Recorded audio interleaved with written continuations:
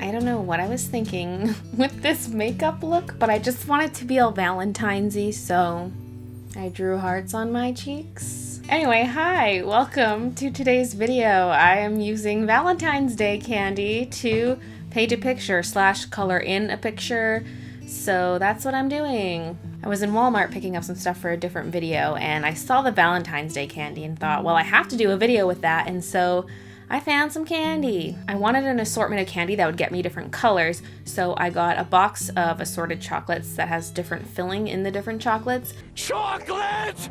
And then I got some candy hearts because I thought that would make a nice red, and I also got these little pink foiled hearts, and when I bought them I thought they were solid chocolate, and I thought that would be the alternative to the ones that were filled with different fillings. I thought this will be the solid chocolate I melt down.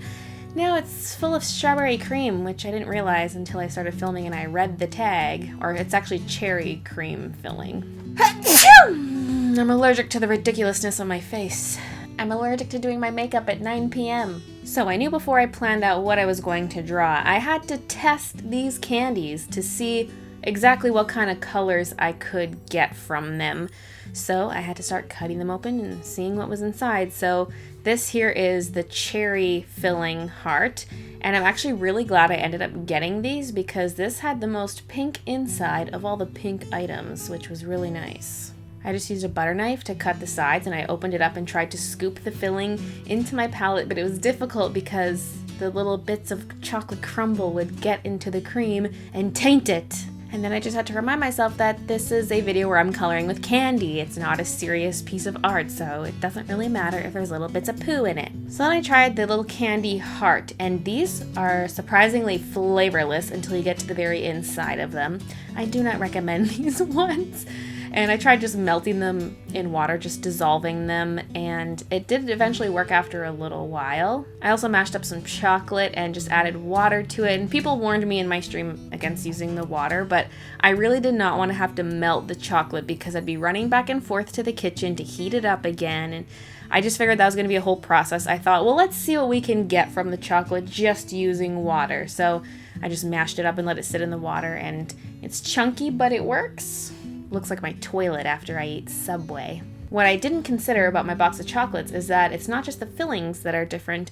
There's dark chocolate and milk chocolate in that set, and so I mixed up my dark chocolate as well, the same way I did with the regular chocolate.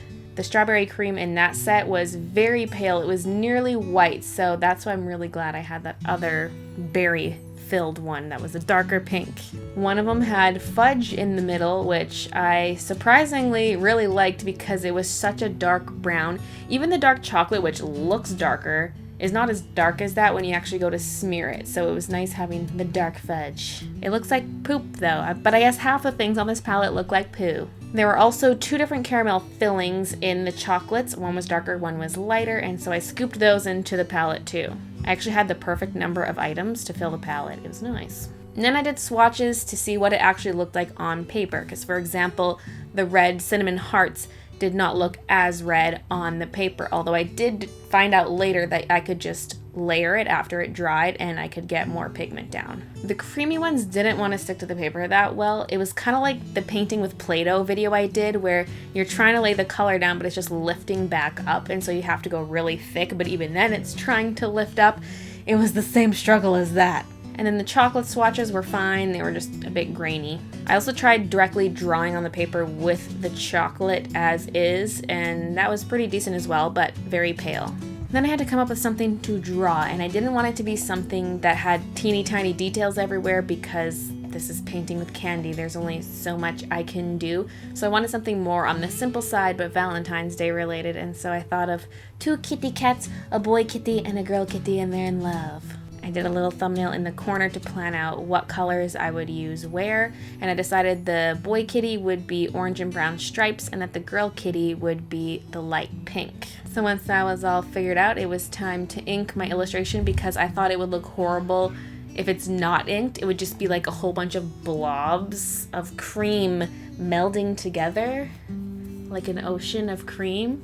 I always have the best ideas for jokes in these videos, but they only relate to the live streams, and so if you don't frequent the live streams, you don't get all the inside jokes. Ugh, King Triton's Ocean of Cream. Side note, I forgot to mention that the line art for this drawing is available as a free coloring page on my website, so I'll have a link down below if you would like to download it and print it off and color it in. Anywho, so then I started putting the paint onto the paper, and I started with the lightest color, the light pink, because I knew this was just going to be a mess, because if I laid down some dark chocolate and then I had to get near it with a light color, the light color would grab some of the dark and smear it. So I started with the lightest colors, and I had to use the palette knife because I needed to squish it down. Like a brush just would not work. And then someone recommended in chat that I use a silicone brush, and I remembered I have these little brushes from when I did the Play-Doh video, and so I busted those out, and I liked those a little bit more than the palette knife just because they were a little bit smaller, easier to control, although at this point I did dilute it too much with water because the cream was starting to dry out from sitting out because it took me forever just to get that palette of colors, and it was looking a little chunky. So it looks like the palette knife did a better job, but really is because I just watered it down too much. The cream needs to be thick, okay? Although when it's thick, that's when it starts to peel off the paper as you're trying to lay it down. Kind of like with the fudge I used in a couple areas, like the kitty's nose. It's difficult because anytime you try to lay it down, it just comes back off and sticks to the brush. I did end up using that really light pink color on the chest, even though it looks mostly white once it's on the paper, and used a bit of the orange and brown in the flowers, and then just a touch of the cinnamon heart red in the center of 2 flowers. Chocolate. I remember when they first invented chocolate. Sweet, sweet chocolate. I always hated it. And then, like I mentioned earlier, I also use the cinnamon heart red for the hearts, and they look really pale right now, but once I layer it up, they'll look a lot more red.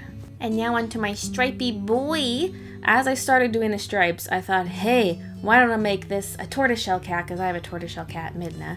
I thought, yeah, let's make him a tortoiseshell, and then I was almost done it, and someone in the chat was like, aren't tortoiseshells female? And I was like, yes, and I knew that. It's very rare for a tortoiseshell cat to be male because they need 2 X chromosomes and a Y chromosome, which is like a mutation. Normally, it's purely females who are tortoiseshells, and so I was like, oh, well, they could just both be girl cats. I don't know. Either he's a super rare male or he's a female, so it's up to you. You can decide. The orange was a struggle to lay down because that was also cream, but then with the dark chocolate, it was super easy because it was much more liquidy and I could lay it down really fast. It doesn't look as good because it's chunky, but, you know, at least it was easy to lay down. It also adds some nice darkness to the piece. Even though the fudge is darker, this just, I don't know, makes it so they're not all super pale, because that was my fear as I started making the palette. I'm like, all these colors are so pale, it's gonna look so bad, but it was okay. It was okay.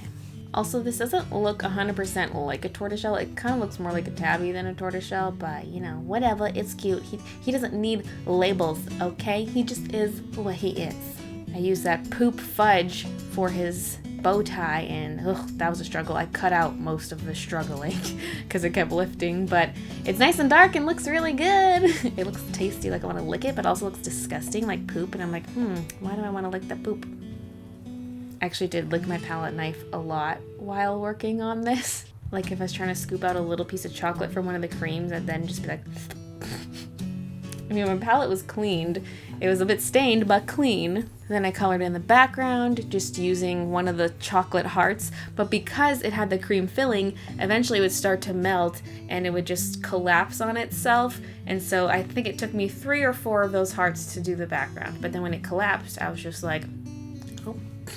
I really liked working on this art. It was a nice snack. Then here I took a paintbrush to brush away the extra chocolate chunks on the background because I didn't want it to look too chunky. I wanted it to be more smooth, so I was just brushing away the chocolate chunks. I keep looking to the side because I'm watching the video. Right? You probably figured that out by now because I've been doing it lots lately. It's 10 p.m. I should not be hyper. And after brushing off all the bits, the main thing I had to do after that was just darken those hearts, just add a few more layers, and on the tongue because that was the same color. And now that this is dry, it's surprisingly not that sticky. The only parts that are sticky are the hearts, but what's really weird is they maintained their gloss, so they still look wet, but they're not wet. I mean, they are sticky, but it's interesting that the rest of it is not sticky because I thought it would be. It's just the red that's sticky, and it's super glossy.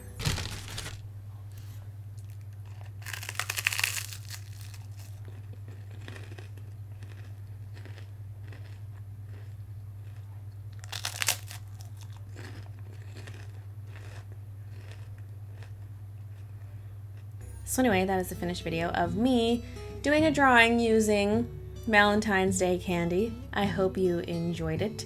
If you have any other weird challenges you want me to do, leave a comment down below because you guys always have all the good ideas. And thank you so much for watching. I'll see you guys in my next video. It should be up in just like 2 days because I've been working on 2 videos at the same time. And the other one is just about done being edited. So it's coming to a channel near you, which is my channel. Bye.